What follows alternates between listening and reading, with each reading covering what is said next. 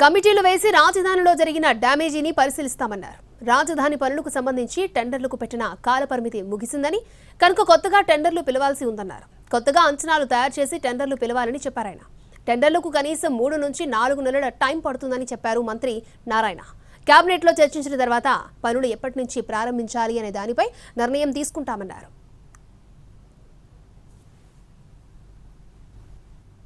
అంతకుముందు 2014-19 దాకా అనేక వర్క్స్ చేసాము.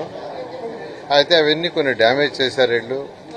రకరకాల రోడ్లు అయితే తవ్వేస్తున్నాయి. వీటన్నింటి ఫస్ట్ కమిటీలు వేసి ఫస్ట్ వాటి యొక్క డ్యామేజ్ని అవన్నీ ఎస్టిమేట్ చేయాలా.